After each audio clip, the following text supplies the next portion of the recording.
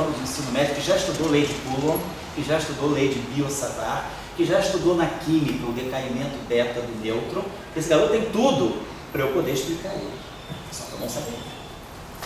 Se ele estudou o decaimento beta do nêutron, já... Ué, a gente estudou isso no ensino médio, né? Na química, não na física.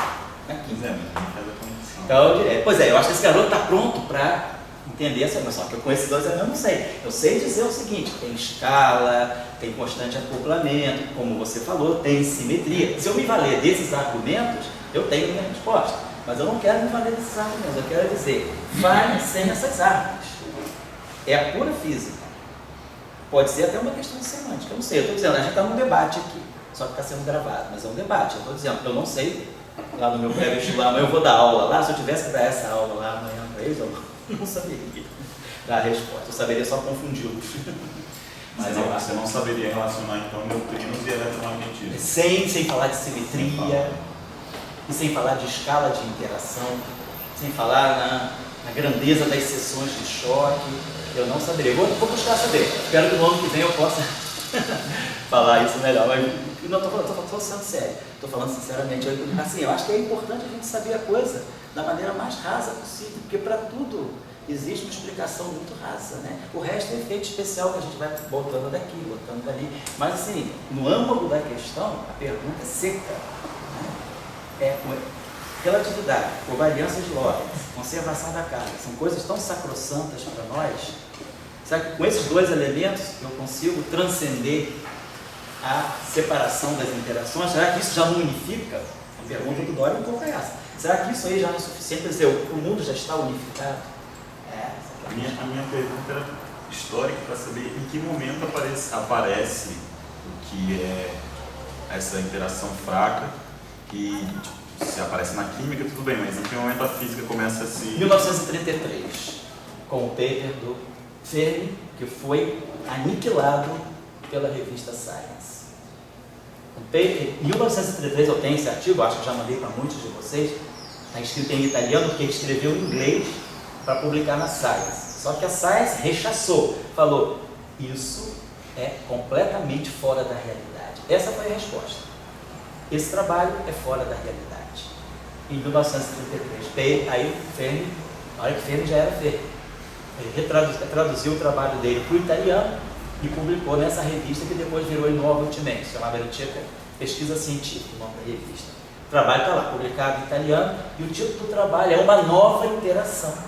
Então ele diz que ele percebe que o decaimento beta estava marcando a entrada de uma nova interação na física. Não era uma interação forte, como se pensava, porque tudo bem, tem nêutrons e prótons, então tudo para ser uma interação forte, mas aí Fermi, que era o experimental, o fenomenólogo e o teórico, acho que Fermi conseguiu, nesse ponto conseguiu ser até mais completo do que Dirac e do que Rutherford, porque Dirac era puramente teórico, Rutherford puramente experimental e Fermi era tudo, fez tudo.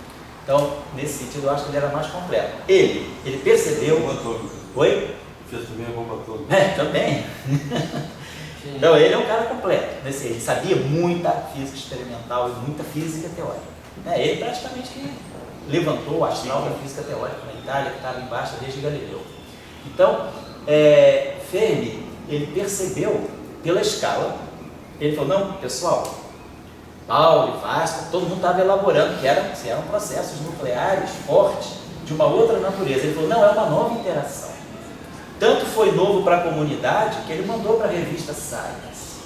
E quem foi o referi dele? O referi dele foi pelo menos, Heisenberg, Pauli, Vasco, certamente foi a turma alemã.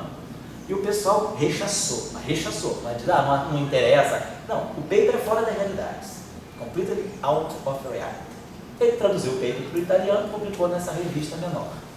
Depois a coisa se confirmou. Mas como é que ele chegou? Em que momento ele chegou na interação fraca? Em 1933.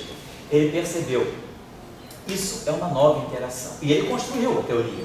Estou dizendo que ele era um grande experimental, ele construiu a teoria. E ele constrói a teoria da interação quântica fermiônica, calcula o decaimento, e aí que ele calcula, aí que aparece a constante de Fermi. E aí ele mostra, é uma interação. Por que ele e aí que aparece a constante de Fermi? Oi? Nesse artigo? Nesse artigo ele já Porque ele não chamou de constante de Fermi. A primeira vez que ele usa aí... Ele mostrou que tem uma constante universal na interação. Por isso que ele definiu que é uma nova interação. Ele não chamou de constante de Fermi, igual a gente chama. Como Dirac também não chamou a equação dele de equação de Dirac. Né? Então, ele calculou uma constante que é aproximadamente 10 a menos 5 massa do próton menos 2. Então, ele viu que tinha uma grandeza que era comum ao decaimento beta do muon, que era comum ao decaimento beta do delta. Então, tem uma universalidade nesses fenômenos.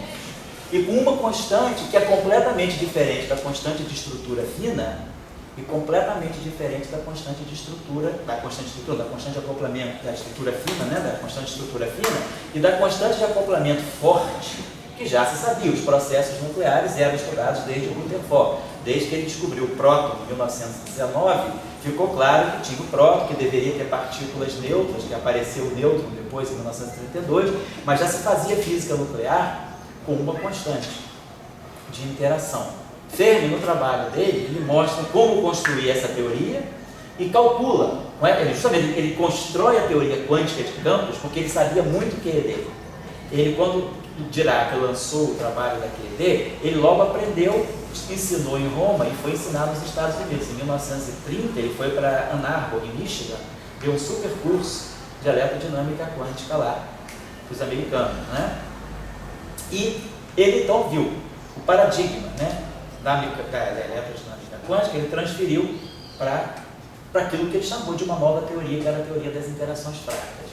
E aí ele calculou o processo, ele calculou o decaimento do muon, calculou o decaimento do nêutron no próton e viu que tinha uma constante e calculou os processos fracos também. E aí ele falou, não gente, isso aí é uma interação nuclear sim, mas é uma interação nuclear de uma outra natureza. Então, armado das escalas da interação, um fato também que chamou bastante a atenção dele foi que essa constante fundamental ela tinha dimensão, não era que nem a constante estrutura fina, que é adimensional, ela tem dimensão, e aí o pensamento dele é, se uma constante fundamental da natureza tem dimensão, deve ter uma física por trás dela. Ele sabia que ele não tinha a teoria mais completa, ele só depois veio a teoria eletrofraca e tal, mas ele sabia que a teoria dele era um belo modelo à espera de uma boa teoria. Mas como é que é? Por esses foi? Exato. Qual é o problema? Não, o problema é que ele calculou tudo isso, mas o paper foi recusado. Disseram que aqueles cálculos que ele estava fazendo eram fora da realidade. Até que depois a física se confirmou que era realmente uma nova interação. Tanto é que em 1938 ele pôde republicar o paper dele. Também, claro, ele ganhou o prêmio Nobel um ano antes. Isso também deu uma certa cacifada nele. E aí em 1938 ele foi chamado para republicar o paper na Nature. Ele publicou, mas quando ele lançou o paper de uma nova interação, ele saiu do nada. Mas por quê? Você perguntou, em que momento isso apareceu na física? Em 1933, com a observação muito sagaz do Fermi de que você está diante de um novo processo físico. Não é eletromagnetismo, apesar de envolver elétrons, de envolver elétrons, de envolver próton e nêutron, objetos que têm carga, como próton. Mas não é interação forte, apesar de envolver próton e nêutron, mas é uma interação nova. Quer dizer, no paper dele de 33, ele na verdade não estudou nem o decaimento do muon. O decaimento do muon estudou em 36, mas em 33 ele já percebeu que havia uma constante nova na física. E aí em 36, com a descoberta dos muons, quando os muons foram descobertos, 35 e o Cauchy são os mesons pi. Aí em 36, quando apareciam os muons, as pessoas pensaram que fossem os mesons pi. Mas aí viu-se que o spin era zero, era meio e tal, e aí tinha esse processo fraco com o muon que bateram direitinho. Isso cacifou um pouco a teoria do Fermi. Porque quando se estudou o decaimento beta do muon, em 36, 37, a teoria do Fermi bateu em cima. Então, ele viu uma nova interação, mas assim, eu estou dizendo, com esses argumentos, escala, quer dizer, não é um argumento de ensino médio. Talvez ele soubesse ensinar isso no liceu italiano, mas a gente aqui, eu diria, com esses dois conceitos, para mim, tudo unifica. Mas eu acho que a gente tem outros argumentos realmente para poder dizer que você está diante de uma nova interação. Eu acho que a gente está vivendo disso agora sim, cara. A gente está em cima disso agora. Será que tem realmente a quinta interação? A gente não tinha isso agora, só para finalizar o que eu estou falando. será que, por exemplo, a gente já tem condição de do LHC, ou com os dados acumulados que ainda não estão todos lidos, ou com os dados que a gente vai ter agora gerando a partir desse ano, do ano que vem, agora até 2020, roda-se LHC à vontade, será que a gente vai ter condição de ver uma nova interação dentro do LHC? Ou a gente vai estar na postura antidermiana de dizer, não, são manifestações das interações que a gente conhece, que era o que o pessoal dizia, não tem nada de novo, tudo que está aí é uma mistura de eletromagnetismo e interação nuclear forte. Ele dizia, não, é uma nova física, realmente é uma nova física. Paulo um pouco vem a seguir, quer dizer, fala do neutrino, que era um objeto que nem aparecia, quer dizer, era um objeto completamente opaco. Então, quer dizer, parecia que tinha uma nova física. A gente está vivendo exatamente isso. Matéria escura era um neutrino naquela época, era matéria escura. Paulo fala do neutrino depois do 1930. 1930, 31, fala do neutrino de Paulo, 31, Paulo já lançou a ideia do neutrino. Mas era para explicar o decaimento beta, já? Era para explicar o decaimento beta, não completamente, era para explicar a violação de energia e momento do decaimento beta.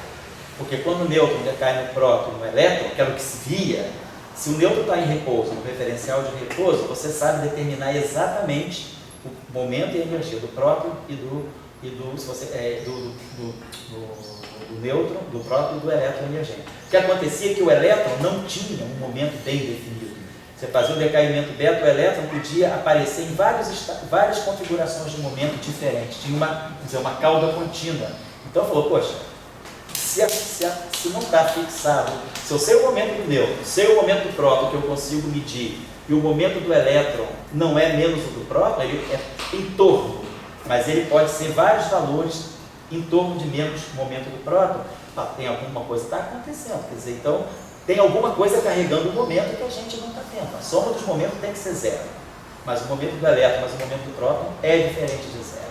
Então ele falou, tem um objeto novo que a gente não está vendo, chamado neutrino, então o Paulo introduz o neutrino só para salvar a conservação da energia no momento, porque na época, a gente está vendo a mesma situação, tem energia escura e matéria escura ou não? Você que vem um pouco da cosmologia, né? Trabalhou um pouco em cosmologia, muita gente fala, não tem matéria escura, o que tem é violação das leis da física, F de R, F de T, a gente tem TeVs, tem vários modelos alternativos à matéria escura e energia escura, sobretudo circulando na área da cosmologia, mais na cosmologia até do que na astrofísica, mas tem vários modelos na praça que recusam a ideia da energia escura, né? Não tem matéria escura, tem a violação das leis da relatividade geral. Ao passo que a física de partículas diz, não, tem matéria escura, e vão procurar a matéria escura, e vão buscar teorias para a matéria escura, por exemplo, supersimetria, Alpes, parafótons, toda essa física axiônica, aí tem uma infinidade, mas uma grande quantidade de abordagens para aquilo que deva ser a matéria escura e a energia escura. Então, na época de Raul era a mesma coisa. Tem neutrino ou não tem neutrino? São as leis da física que estão sendo modificadas, então eu tenho que abrir mão da conservação e da energia do momento, deve ter uma nova física que não conserva a energia em momento, ao passo que Paulo dizia, não, a física não muda. É simplesmente uma partícula que nós não vemos. Era a matéria escura, e ficou escura durante 25 anos. O neutrino só apareceu em 56, de 31 a 56 não se tinha neutrino, mas você sabia que ele deveria existir. Quer dizer, Dirac trabalhou com a ideia de que ele existia, Weyl fez uma equação para o neutrino, criou as equações de Weyl para o neutrino, se fez física de neutrino sem neutrino, mas dentro da ideia de que tem matéria que nós não estamos vendo, tem matéria escura, essa matéria escura era o neutrino da época, e tem uma nova interação que essa matéria escura traz. Hoje a gente está na mesma situação, tem matéria escura, segundo a astrofísica, por causa das curvas de rotação de galáxias, deve ter alguma coisa, uma parte da comunidade insiste em dizer que não, mas a física de partículas insiste em dizer que sim, pode ser partícula supersimétrica, neutrino massivo, áxios, aí tem uma opção de coisa, tem várias categorias de matéria escura, e essa matéria escura, que tipo de, ela define uma nova interação ou não? Então a gente está vivendo, a história está se repetindo 80 anos depois. Eu acho que ninguém tem coragem, nos encontros de cosmologia que eu já vi, ninguém teve coragem de chamar as tentativas de explicação do que é a matéria escura, mesmo quem fala de partículas, em termos de uma nova interação. Às vezes O que eu mais vejo é WIMPs, Weakly Interacting Particles. E é muito baseado em física de neutrinos. É uma física de neutrinos diferente, claro, mas é muito... E aí tá faltando, eu acho que falta alguém propor algo novo de fato. Talvez, para mim parece. Pode ser. E eu... Oi? Falta Mas tem que ser alguém que sabe a teoria experimento, isso é verdade. E eu acho que não tem mais negacionistas de matéria escura, não. De energia escura ainda tem, mas de matéria escura eu acho que... Já era para não ter. Com os dados, sobretudo com os dados desse ano, né, que mostrou que as colisões de galáxia, né, aqueles dados das colisões de duas galáxias que saiu na Science agora, no primeiro semestre, não sei se foi abril ou maio, saiu um dado muito claro sobre colisões de galáxia que tem matéria. Porque FDR é uma tentativa de explicar energia escura, mas ela não nega o conteúdo. Tem FDR com dark matter. Tem. Não tem problema. Tem também. Mas o TeVS, por exemplo, né, aquele Tensor Scalar Vector, TeVS. Tensor Scalar Vector, né? Vector Scalar. Tensor Vector Scalar. TeVS, né? TeVS. Essa tentativa é uma tentativa, por exemplo, de você evitar a energia escura. Você pode fazer esse formalismo, discutir isso sem energia escura. Mas matéria escura não. Não, essa é energia escura. Mas tem sim, o cara, na literatura você encontra muitos papers que negam ele, sim. Tanto é que esse resultado que veio agora nesse ano, alguns meses atrás, 3 ou 4 meses atrás, ele foi bastante contundente nesse sentido de dizer, esse evento dessa colisão, eu tenho um artigo lá, se você quiser eu te mando, ele, assim, de uma certa maneira, ele corta um pouco a discussão da não existência da matéria escura. Então é isso, a gente está, a situação é um pouco essa, né, Dona? Com esses dois elementos, a gente fica tudo muito aberto. E a gente deveria, talvez, encontrar um argumento físico para dizer se isso procede ou não. Eu digo, no momento, eu não vejo. E aí, no momento, isso aí deixa relatividade e conservação, né? É muito amplo. Então, isso aqui pode, naturalmente, estar descrevendo na teoria de fótons massivos, carregados, neutros. A questão é o que nós fazemos com essas constantes de acoplamento aí. A pergunta que eu tenho para mim, que é a minha pergunta guia, essas coisas têm muita discussão, né? Tem caminho. A pergunta que eu tenho lá é como você definir a importância da luz? Sim. Para mim, não diz. Tem muitos caminhos, você pode falar. Mas por que a luz é importante? Porque nessa tua situação, a luz é muito bom, só de uma luz, eu estou seguindo esse caminho. Tudo bem. Mas daí, nesse caminho, se a luz é importante, ela deveria ser o bico.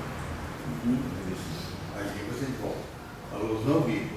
Ela interage é um caminho que se tomou. Isso apenas seja adontado pelo caminho, não é porque esse caminho simplesmente hegemônico. O meu papel aqui é esse, como eu falei com vocês, é contar uma história. Estou contando a história do sistema, não estou dizendo que eu acredito em tudo isso, estou dizendo essa é a história. O modelo padrão prega isso.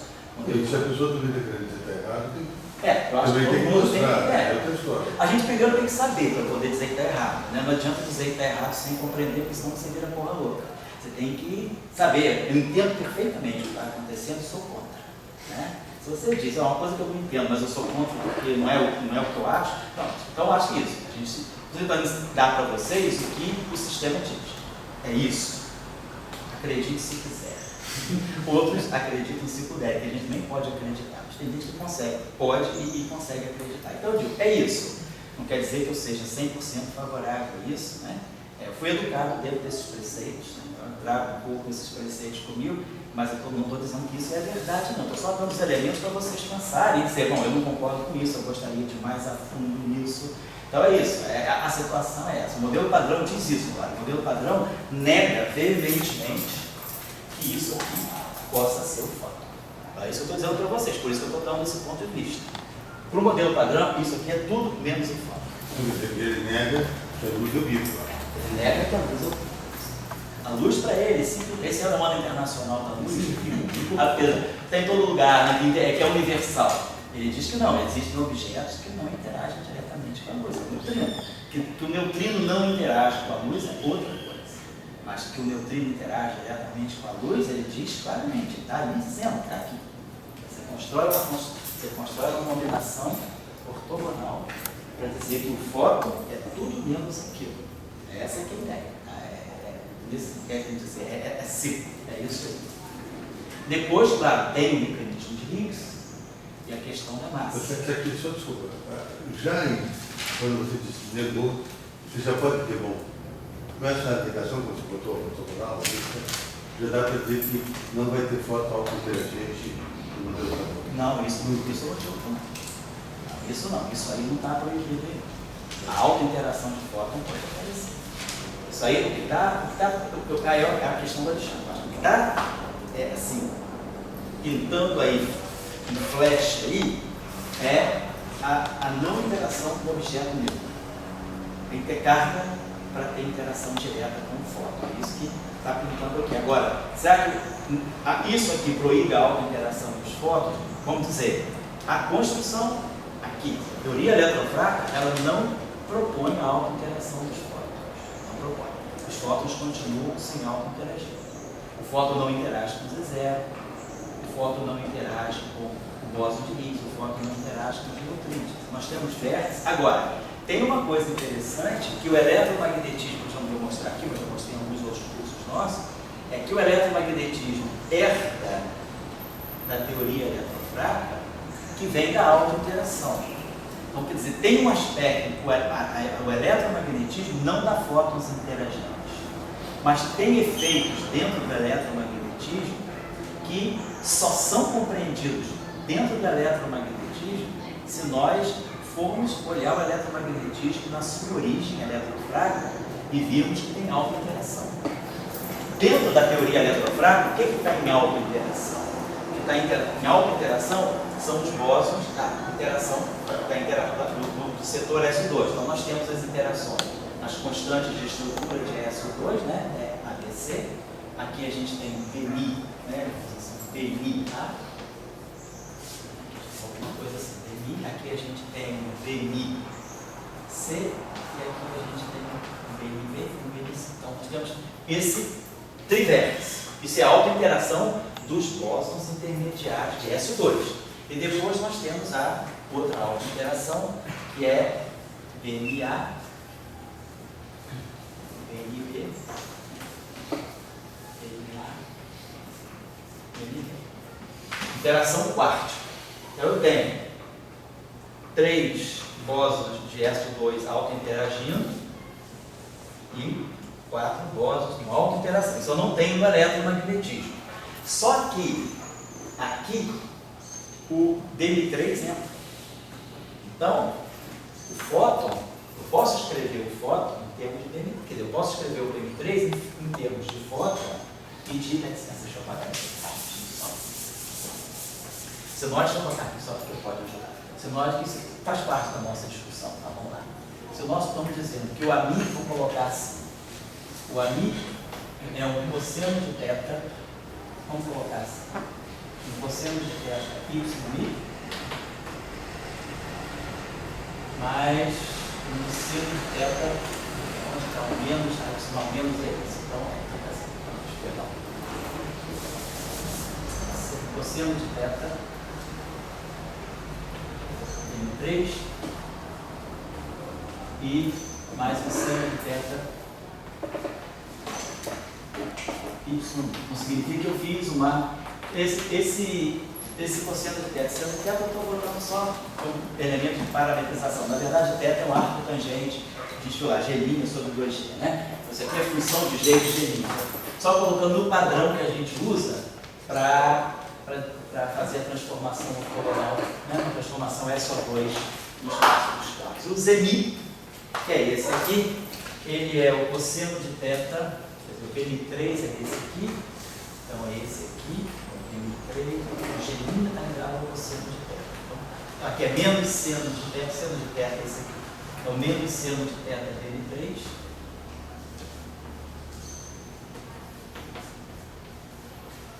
Mais cosseno de θ. Y1.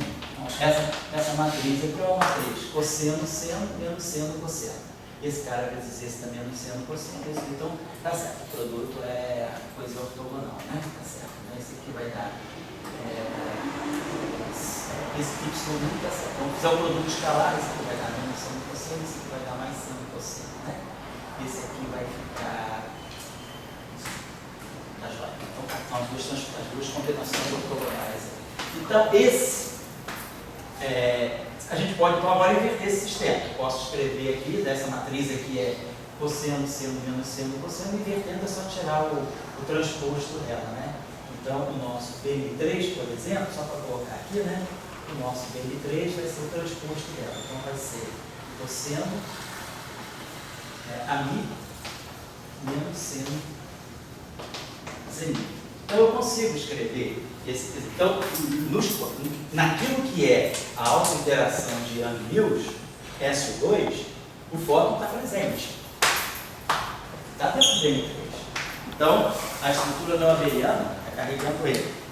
Só que, ao fazer todo, vamos dizer, a simetria SO2 e a quebra da simetria, elas conduzem o processo de tal maneira que não tenha no final do processo fóton interagindo com o fóton. Nós temos sim, temos W+, temos um vértice sim, W+, o vértice dos Ws interagindo com dois fótons. Isso a gente tem. Mas a gente não tem fóton em alta interação sozinho. A teoria eletrofrágil. Oi? Ali está Tem carga elétrica aqui, exatamente. Então não temos uma interação que seja direta fóton-fóton. Agora, tem uma coisa interessante que o eletromagnetismo que vem dessa estrutura que não abeliana e que o fóton está presente. Só que isso aqui, justamente, essa interação aqui, é como o fóton, dentro da teoria elétrica, isso aqui é eletromagnético, quer dizer, dentro da teoria eletrofraca, mas esse vértice aqui não é fraco. Esse vértice aqui é eletromagnético. Então eu tenho duas interações para colocar aqui.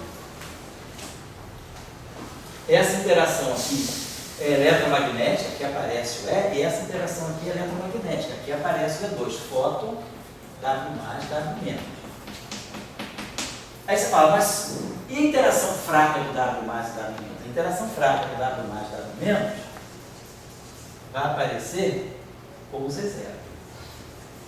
Então aqui eu tenho Z0, W+, W-. E a mesma coisa para dois Z0s também. Mas o setor de interação fraca do W+, e W- é com o Z0, não é com o fóton. A teoria se organiza, tudo sai automaticamente dentro desses preceitos, que quando o fóton interage com W+, e W-, automaticamente a constante de acoplamento que aparece aqui é a carga elétrica. Eu disse, isso é uma interação eletromagnética. Só que essa interação eletromagnética aqui e essa interação eletromagnética aqui, elas são provenientes de uma interação não abeliana. Então, o que para nós no eletromagnetismo é acoplamento do W com o fóton, dentro da teoria SO2-1 é acoplamento SO2. Nesse sentido, a unificação acontece. Tudo isso aqui é acoplamento SO2. Isso aqui é acoplamento fraco, do W com Z0. Aqui é acoplamento eletromagnético, do W com fóton. Mas isso tudo junto aqui, está aqui na estrutura SO2. Agora, o que isso tem a ver com a observação do eletromagnetismo? No eletromagnetismo, se nós colocarmos, aí vem um pouco a tua questão, Alexandre, se nós quisermos descrever qual é a física eletromagnética de um objeto de espinho carregado. E aqui eu ganhei um eletromagnetismo carregado. Então a gente pode perguntar, se eu quiser escrever, fazer uma descrição clássica que seja, da interação entre W+, W- e fótons. O eletromagnetismo mesmo, né, de partículas de espinho carregado. Então vamos lá, a gente vai lá, construir a densidade lagrangiana, né, ela fica aqui, W' está, W' é o field strength. Esses campos são massivos, são mais um meio, GN2, W' está, W'. Aqui, esse W' é construído com as derivadas covariantes. Isso aqui é DI, W' mais IE, AMI, W' menos DI, W' mais IE ANI WI. Então eu construo tudo para derivar da covariância, acoplamento mínimo. Então aqui, esse modelo aqui está me descrevendo a interação eletromagnética, com simetria de gauge, um local, tudo direitinho, de objetos de espinho carregados e massivos. Tá lá. Claro, não botei aqui o F mini e F mini. Tem isso que tem o F mini e F mini. Só que isso é errado. Tem um problema. Preciso. Qual é o problema físico que eu tenho aqui? A razão giromagnética do W é G igual a 2. Na verdade, experimentalmente é 2,018 alguma coisa. Mas, teoricamente, princípio fundamental, relatividade especial e conservação da carga me dizem que toda partícula, teorema, toda partícula de spin 1, toda partícula de spin maior do que meio ou igual a meio, elétron, W+, toda partícula com spin maior ou igual a meio, independentemente do spin, tem que ter razão giromagnética G igual a 2. Se a gente pega esse modelo eletromagnético e não sabe fazer isso, é uma coisa clássica, simples de fazer, tira o momento magnético do W, ele vai dar G igual a 1. O eu é de 100%. O que está faltando? Está faltando esse termo. Eu preciso corrigir esse lagrangiano por esse termo. Mais I, mais 2I, é WI está WI, FI. E aí entra outra questão.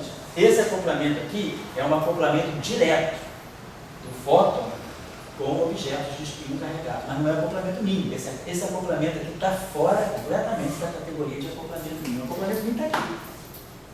Então, para eu fazer elerodinâmica correta, clássica mesmo, não clássica, de objetos carregados com spin 1, eu sou obrigado a introduzir acoplamento no mínimo, coisa que não acontece com o spin meio. Então, eu ia tirar, tudo fica com psi barrado e gama mi, dmi, psi, acoplamento mínimo, menos m, psi barrado, psi, está tudo aqui. Eu tiro todo o eletromagnetismo, toda a eletrodinâmica, tudo aqui. Aqui, isso aqui é incompleto. Isso aqui está tudo certinho do ponto de vista da simetria 1, acoplamento mínimo, tudo beleza. Mas está faltando isso. Mas aí que carga. E carga? Então, mas não é um fóton com... Não, o fóton é neutro. Não, mas não é um fóton interagindo com outro neutro. Não, é o fóton interagindo com uma partícula de spin 1 carregada. É como se você dissesse, a fonte do meu campo eletromagnético não é um elétron, é uma partícula carregada com spin 1. Ela está gerando o campo, é isso aqui. Estava dizendo F-mini. Ah, esse termo aqui? Não, termo de interação. F-mini, Z-mini. Não, Z-mini. Ah, Z-mini. Ah, isso aqui é outra coisa. Isso aqui não pode ser zero, porque esse aqui é simétrico, aqui é simétrico. Então, se fosse campo complexo. Mas se for campo real, isso aqui é certo, existe. Tá, Então, se fosse ou então não vou dar um sabor. Mas aqui, eu estou dizendo aqui, então você precisa introduzir um acoplamento no mínimo. Então você fala, poxa, a eletrodinâmica funciona tão bem com acoplamentos mínimos, por que no caso do spin 1 eu tenho que fugir a regra e botar um acoplamento no mínimo? Esse acoplamento no mínimo é invariante de gauge, imediatamente, isso aqui é invariante de gauge, essas fases se cancelam, então isso aqui é invariante de gauge. Então, mas é um acoplamento no mínimo, eu preciso dele, senão eu estou fazendo uma física errada. O que surge esse aparelho no mínimo? Não mínimo porque ele não interage, o que é mínimo do campo eletromagnético é o potencial. Então a interação mínima é a interação que é feita diretamente com o potencial. Só com a mim, não derivado da Só com a mim, não derivado da mim. Aí você fala, bom, tudo bem, mas eu estou salvaguardado. Por quê? Esse acoplamento é no mínimo para o eletromagnetismo. Só que o eletromagnetismo é uma interação mais ampla. Ele está dentro da interação eletrofrágil. E aí se a gente pega a interação eletrofrágil, que é essa aqui, pega esses acoplamentos de SO2, que são esses aqui, e escrevo essa transformação, escrevo que o BM3 é essa combinação, jogo exatamente isso aqui, eu ganho exatamente esse acoplamento. Porque esses acoplamentos aqui estão envolvendo BM1 e BM2, que no fundo são W mais e W menos. Está envolvendo BM3, que contém fóton. Então, do que é acoplamento mínimo de SO2, então tudo aqui é mínimo para SO2, todos os acoplamentos aqui são mínimos em SO2. Só que aquele acoplamento mínimo de SO2, quando chega no eletromagnetismo, ele aparece naturalmente, não é colocado à mão. A teoria eletrofrágica me dá isso direto. Então, se eu só soubesse eletromagnetismo, eu seria obrigado a introduzir esse termo. Foi isso que aconteceu em 62 com o paper do Salam, em 63 com o paper do Liang, em 64 com o paper do Salam. A briga era como acertar o G igual a 2 de uma partícula de espinho carregada. E aí se acertava colocando esse termo que a simetria de gate permite, mas é um acoplamento no mínimo. Ninguém sabia a origem. Como justificar isso? Melhor, isso coloca e dá certo. Coloca para resolver esse problema. Até que com a teoria eletrofrágica em 68, se viu que isso aqui imediatamente gera isso, isso e isso. Então, aquilo que é não mínimo de um ponto de vista, é mínimo do outro. Então, é porque eu estou falando isso, a tua pergunta. Nós não temos auto-interação dos fótons. Os fótons não têm auto-interação. Mas a gente lembra que, do ponto de vista da teoria eletrofrágica, os fótons nascem de uma região auto-interagente. A auto-interação ela é vista a nível de SO2, de DM1, DM2, DM3. Quando a teoria, vamos dizer assim, quando o sistema se parte num setor eletromagnético e num setor fraco, esse termo chega naturalmente ao termo eletromagnético. Então, a gente consegue perceber que esse termo que é preciso, é mandatório, para poder reproduzir corretamente o magnetismo de uma partícula de espinho carregada, ele vem naturalmente da teoria eletrofrágica, ele vem naturalmente do SO2, mas ele não, do ponto de vista do eletromagnetismo, eu sou obrigado a introduzir esse termo como um acoplamento não mínimo. Você diria que o próximo passo seria obter isso nas fótons? Por exemplo, o próximo passo seria obter isso mais fótons em alta interação. O que a gente poderia pensar é, além do modelo padrão, como que eu posso construir, por exemplo, um modelo aqui não abeliano, que vai me dar fóton em alta interação. Porque aqui a gente tem um modelo não abeliano, beleza? Só que ele não dá fóton em alta interação. Os fótons, naturalmente, eles aparecem, sempre que eles estão auto-interagindo, eles estão interagindo por causa da matéria carregada, mas não nada, como, por exemplo, algo como puro fóton. 4 fótons interagindo, ou 3 fótons interagindo, tudo gama. Esse experimento que você fala de 2018. Esse do gama em mais é menos. Ele provavelmente precisa desses gráficos, né? Vai se dizer, pelo resultado experimental, vai se saber se esses gráficos estão faltando ou não. Porque tem o cálculo teórico, é o cálculo de Bright-Wheeler, de 34. Então, o cálculo está pronto desde 34, esperando o experimento. Tem 81 anos guardadinho ali na gaveta. Daqui a pouco, quando fizer esse experimento, nós vamos ver se esses resultados batem. Se eles baterem, significa que a esse nível não deva precisar. Vamos pensar o seguinte, o que a gente espera desse experimento? Se você quer gama produzindo é mais e menos, você precisa de raios gama, você precisa de fótons na faixa dos MeV, né? Porque a energia de do repouso do elétron é 0,5. Então, você precisa de pelo menos 1 MeV. Então, você tem que ter fótons, vamos dizer, fótons na faixa de 1 MeV de energia, né? 1 MeV de energia são o quê? 10 a 23 frequência, 10 a 23 Hz. Então, você está realmente com fótons na direção do raio gama.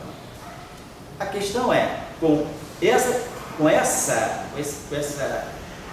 escala de energia, de 10 a 23 Hz por fóton, essa frequência, essa escala de frequência, ou energia de 1 MeV por fóton, você não espera, nós não esperamos que deva haver auto-interação por fóton. O que a gente sabe dos trabalhos originais da de Heisenberg, Euler, Heisenberg, né, da década de 30, e que esses trabalhos depois foram refeitos por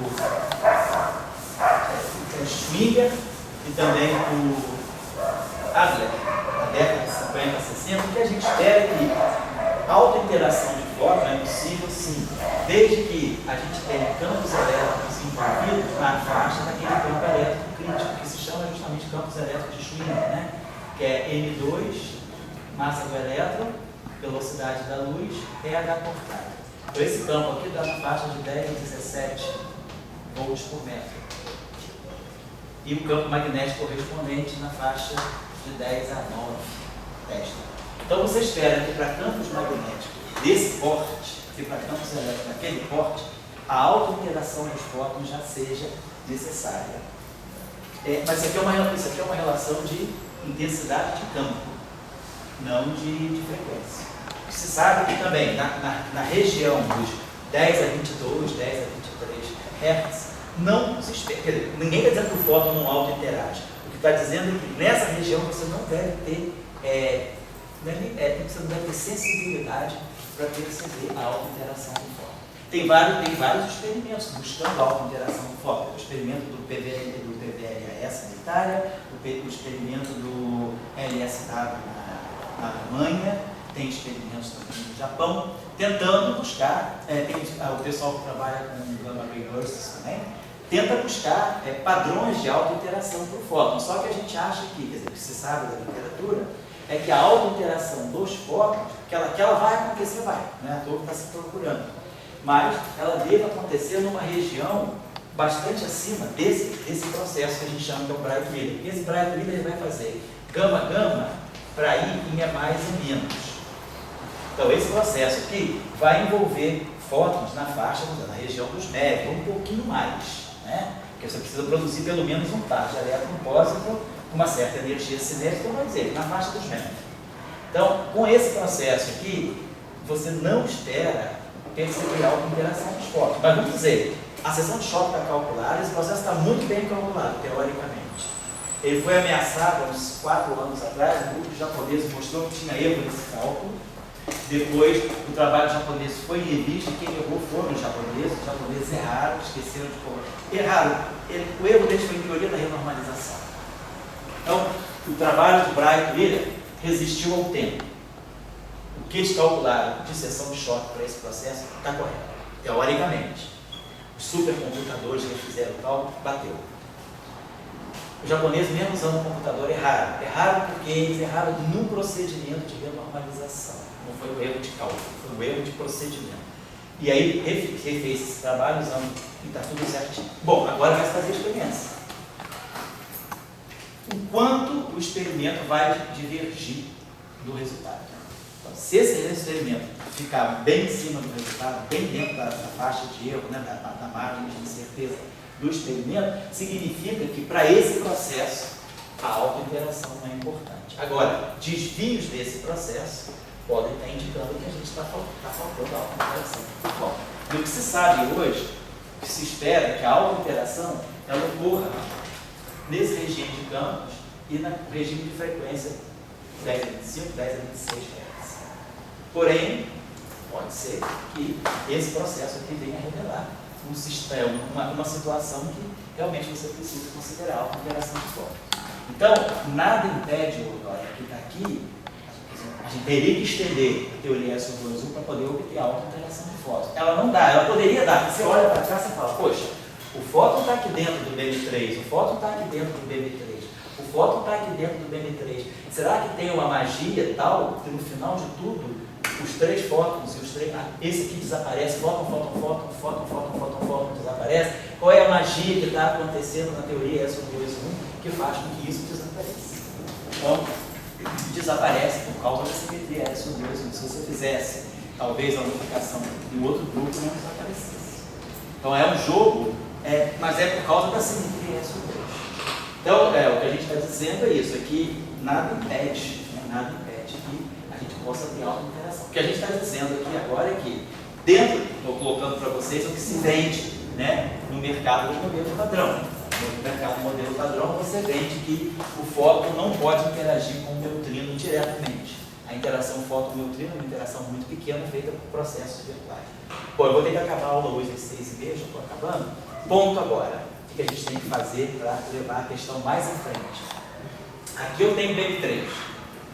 Aqui eu tenho Y' e aqui eu tenho Y'. O que nós temos que fazer? Pegar esse BM3 que a gente inverteu em função do amigo Zemi, pegar o Y' que nós invertemos em termos do amigo Zemi também, substituir aqui, fazer aquela transformação inversa e colocar aqui para mostrar que a gente ganha 2 tipos de interação aqui. O elétron left, quer dizer, a gente vai, o elétron left e o elétron right se combinam num campo único, que a gente chama de elétron, e a gente vai ter a seguinte interação. Elétron barrado, gama Mi, elétron amigo. Então, o amigo vai sair daqui, e o amigo vai sair daqui, o amigo vai sair daqui, e o amigo vai sair daqui, eles vão se juntar direitinho para poder juntar esse elétron left com o elétron right e formar esse vértice aqui, que é exatamente o eletromagnetismo, é a teoria de Dirac. É a corrente eletrônica interagindo minimamente com o fóton. Mas vai sobrar esse vértice aqui. Esse vértice aqui vai se juntar com esse. Vai sobrar esse vértice aqui, que vai dar para nós uma interação só do elétron left com o Y. Então, com o Zemi. Então, o bóson Zemi, a interação fraca, ele vai se acoplar diretamente ao elétron. Só o elétron left, ele só vai perceber o elétron left. O fóton vai perceber o left e o right, está tudo embutido aqui dentro. Mas o Zemi, ele vai interagir com uma corrente que é puramente quiral, uma corrente que ele não interage aqui. Essa interação aqui é a interação da carga elétrica mesmo. Essa interação que vai aparecer com uma constante de acoplamento fraca, uma constante de acoplamento F fraca, e aqui, apesar de eu ter chamado, vamos chamar campo psi-barrado do elétron, né? Esse aqui é o campo do elétron, vai aparecer exatamente a carga elétrica. Então, quer dizer, a teoria é organizada de tal maneira que, ao se definir o que é Zemi por aqui e por ortogonalidade o que é fóton, aí a gente volta aqui e substitui esses objetos pelo Zemi e pelo fóton, segundo aquelas transformações. E faz os cálculos, faz a algebrazinha que tem, né?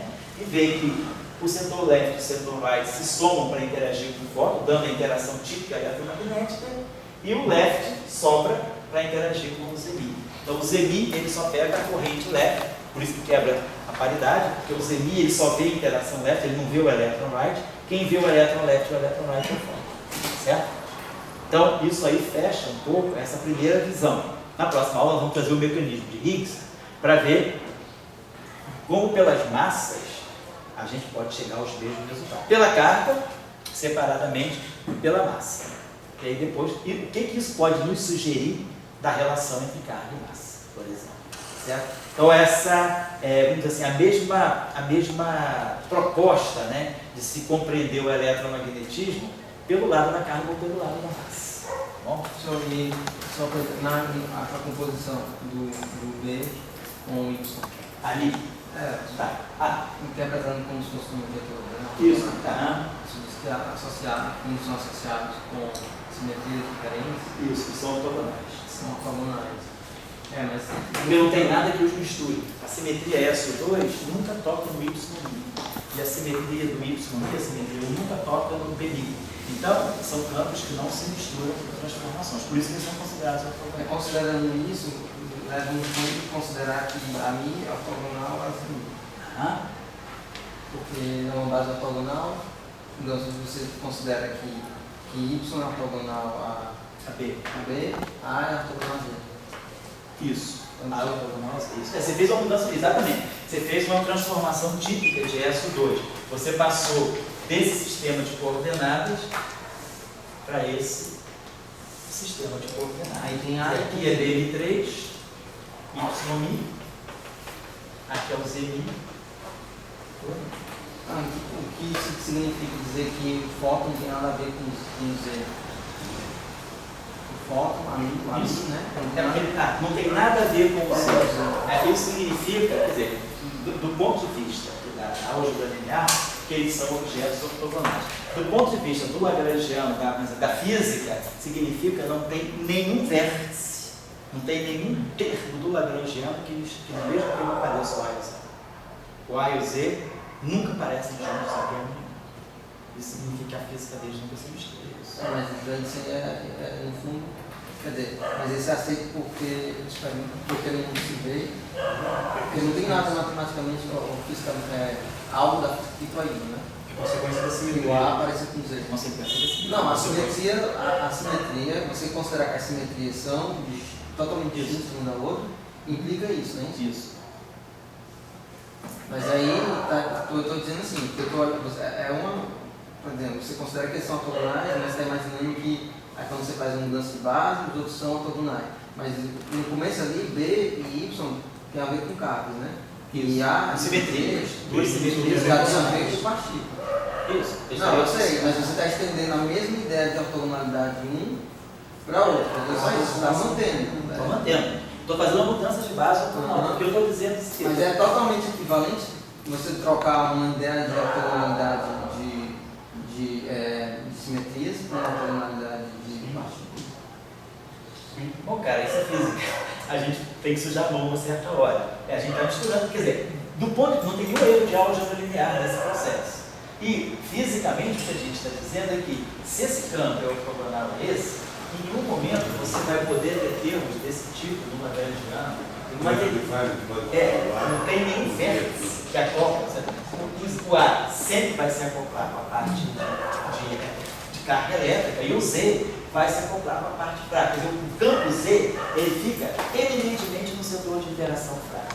O campo A fica eminentemente no setor de interação eletromagnética. Eles estão em duas, porque o modelo é unificado. Você está descrevendo duas coisas diferentes numa só.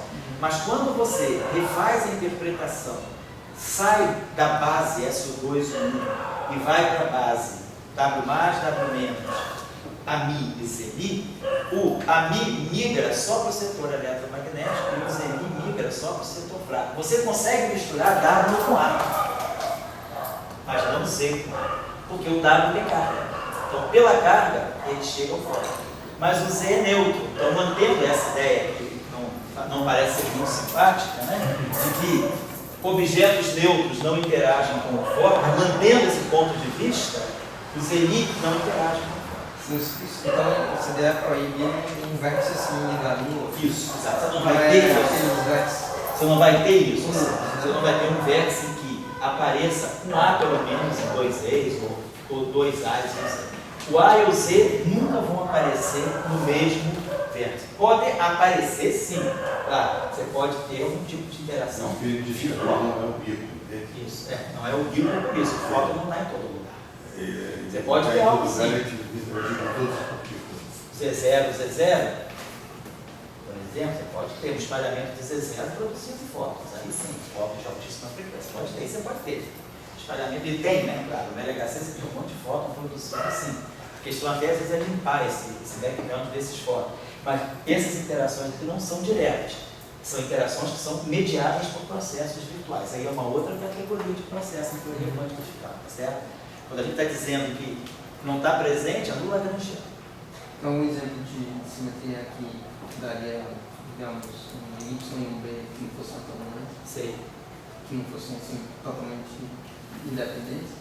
Isso é um exemplo. Se elas não são independentes, uma pode ser reduzida na outra. A questão é, você pode fazer uma mudança de base que não seja ortogonal. Pode fazer uma rotação de um ângulo π sobre 3, π sobre 4, π sobre...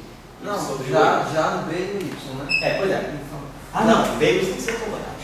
Já no B e no Y. Já no B tem que ser ortogonais. Porque são duas simetrias completas que eu não tenho nenhuma transformação que esse campo nunca tem interseção com esse. Se tivesse uma simetria que misturasse esse campo, se eu tivesse o mesmo multiplate, eu posso passar de um campo para outro. Eles têm superposição. A simetria SO2 nunca toca nesse. E a simetria 1 nunca toca nesse. Então esses dois campos nunca se misturam pelas simetrias do teu sistema.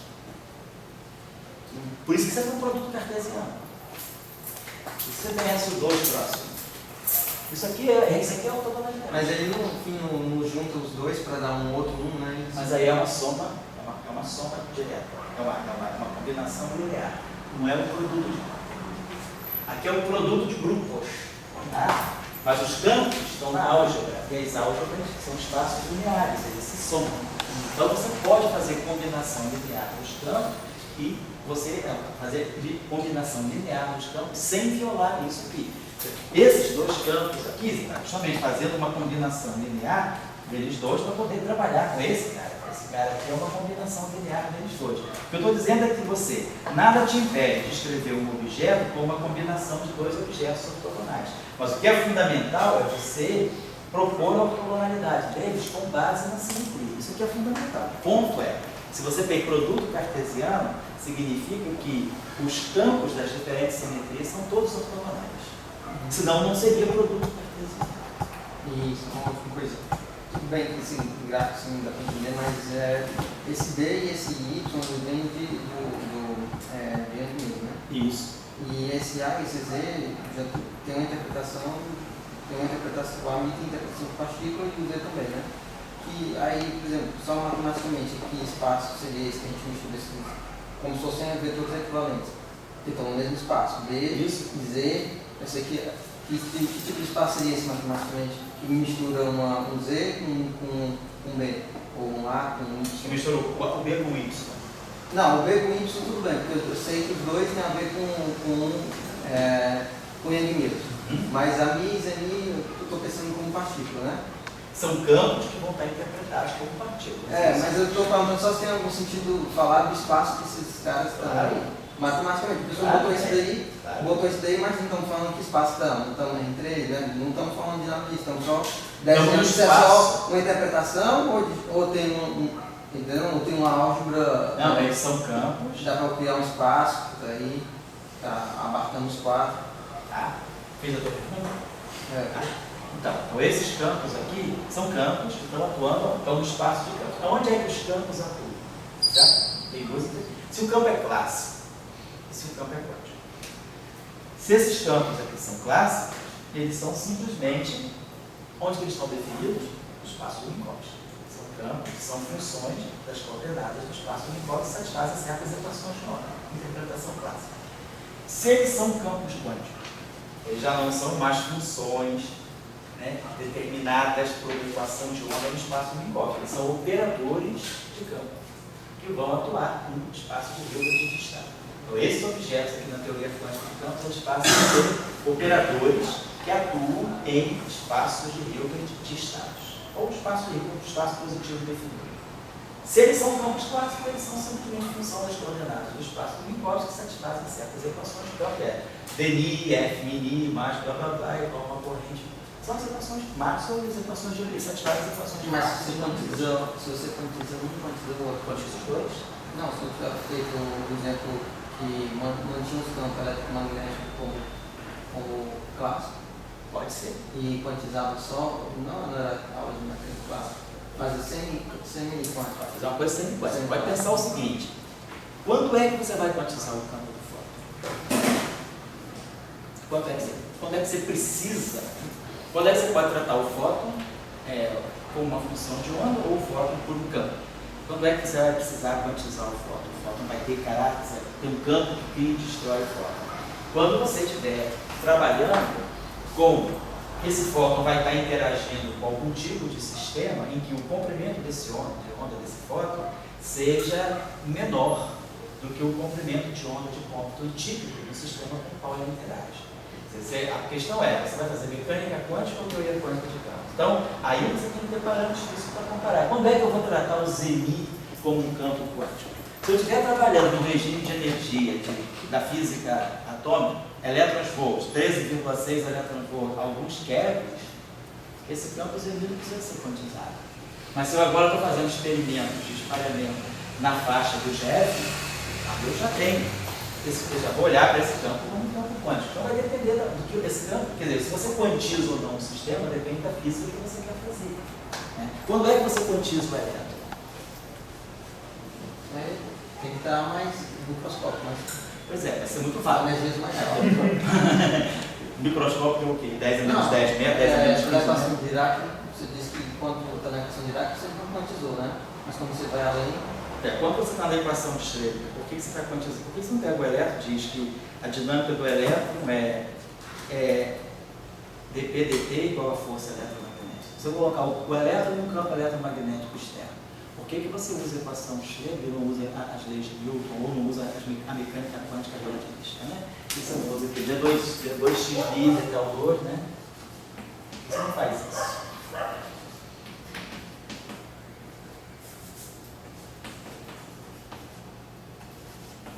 Por que você não faz isso? Resolver meu problema. O elétron, no campo eletromagnético externo, força de Coulomb, força de Lorentz.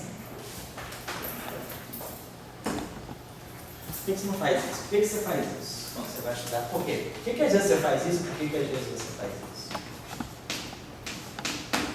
O que acontece quando você sai daqui? O que está em jogo? É só porque você quer? Porque o professor botou na lista? Mas a primeira coisa porque é energia, né? Deve haver com energia de quê? Não, porque, por exemplo, um ônibus tem constante de Planck. Então você está no. Planck não. Ou você tem um H cortado. Ah, o H cortado, constante de Planck. Tá certo. Tá certo. Assim embaixo. Em cima só a carga elétrica. Isso. E no outro você não tem. Então. Eu tenho. Eu não tenho H cortado. No outro, obviamente.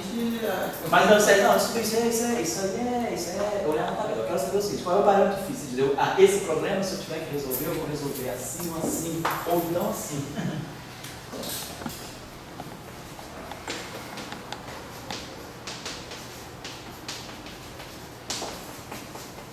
O que você faz assim, assim, assim?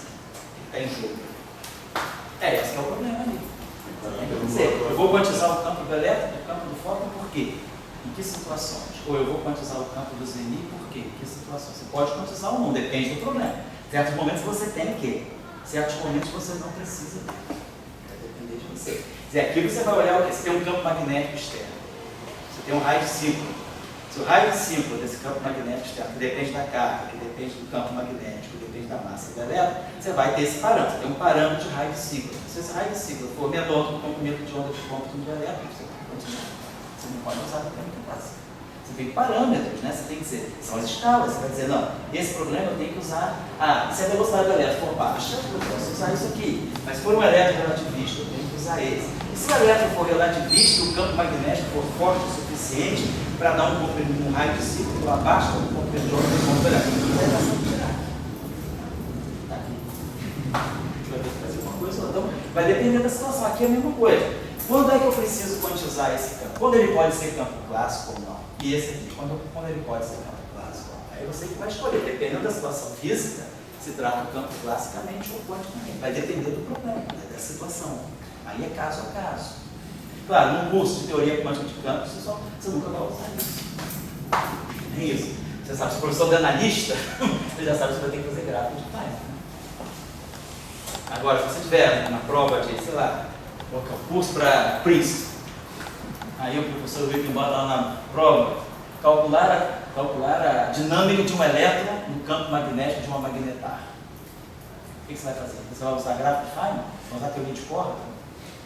Você pode fazer por teoria de corda. Pode ser complicado, mas dá para fazer. Pode fazer por teoria de quântica de campo, pode fazer por mecânica quântica relativista, pode fazer por mecânica quântica de estrela, pode fazer por lei de Newton, pode fazer por equação de relatividade especial, pode imaginar que tem um campo gravitacional, que o campo gravitacional vai afetar e você bota a relatividade geral. Cara, escolha. Agora você tem que saber o seguinte: a situação me diz o quê? Despreza efeitos gravitacionais ou não? Despreza efeitos quânticos ou não? Isso aí depende. Nada te diz, não tem física, você não tem nenhuma teoria que te diz isso. É você que tem que entender que naquela situação física você vai usar uma coisa ou outra. Tá claro o que você está me perguntando? Era isso que você queria saber? Se você quantizasse os dois, todos os quantizados. Normalmente a teoria eletrofraca é quantizada. Você quantiza todo mundo: elétron, neutrino, fóton, zenil, Mas naquela aula de mecânica quântica a gente não quantizou os campos de ambiente. Isso. Deixou os campos de ambiente. O que você está imaginando? Mas considerou o campo de matéria quântica. Isso. É a mesma coisa do elétron. Quando você bota o elétron, você vai estudar, por exemplo, as órbitas de Landau de um elétron no campo magnético externo. O campo magnético no laboratório, você bota o elétron no plano. Você vai estudar os níveis de Landau. Você vai pegar o hamiltoniano, vai quantizar o elétron. Você não vai quantizar o campo eletromagnético. O que você supõe? O campo magnético é forte o suficiente para que as flutuações quânticas do elétron não perturbem ele. Então você tem um campo magnético externo que é fixo. Você fixou no laboratório, botou lá 10 testes. Mas você está olhando o campo da própria partícula, deveria... Assim, agora, se você tiver um processo em que a densidade de fótons é muito baixa, aí você já tem que quantizar o campo do fóton. Se você tiver um fóton só, tem que ser quantizado. Ou pelo menos mecânica quântica relativista que você vai fazer. Mecânica quântica. Então, aquela expressão lá para o eletromagnetismo do escalar, do bóson escalar. Isso. Do Carlos, né? Não quantizou o campo de amplitude, mas ele estava falando que tem foto, tinha uma densidade lá. Isso. Tem uma densidade, mas. E a Newton você não quantizou. Não canta apareceu dizendo que tem um fóton 2 ou. Você tem que imaginar o seguinte: qual é a situação que você está tratando? Você está tratando de gás de fótons muito rarefeito, ou você está tratando de um campo magnético macroscópico intenso, você tem trilhões de fótons, então você não vai tratar isso, não vai quantizar uma placa elétrica magnética. Mas se você tiver um processo, na QED, quando você calcula o espalhamento cômputo, um elétron, um fóton, você tem que quantizar. O espalhamento elétron, você tem um fóton, então você tem que tratar esse fóton pela teoria quântica de campo. O processo que você faz pela mecânica quântica te dá um resultado muito bom, mas é bem aproximado. Aquelas expressões obtidas são para muitos. Não, para um fóton. Naquelas expressões obtidas para o campo elétrico e campo magnético de partículas escalares carregadas. Elas são para uma você densidade. imaginar que aquilo ali é um sistema macroscópico, o campo elétrico e o campo magnético é macroscópico. Não é quantizado, não. Uma densidade. Ele é descrito pelas equações de Maxwell. Tá bom? Tá legal? A gente se vê então. Sexta-feira que vem eu não vou estar aqui, mas o espaço está aberto. O Dória, se quiser, pode fazer. Não faz, eu acho que a discussão para ser, eu não preciso estar aqui. Quando eu estou aqui, eu animo. Mas quando eu não estou aqui, você pode chegar, animar a fé. Se alguém quiser estar lendo o texto, quiser, é porque isso é um lugar de debate, tá bom? Você vê que a gente está caminhando para a matéria aleatoriamente, de acordo com o interesse de vocês, né? Então, nada impede de vocês se reunirem semana que vem e gravarem, né? E as outras pessoas compartilham a discussão, tá certo? Oi?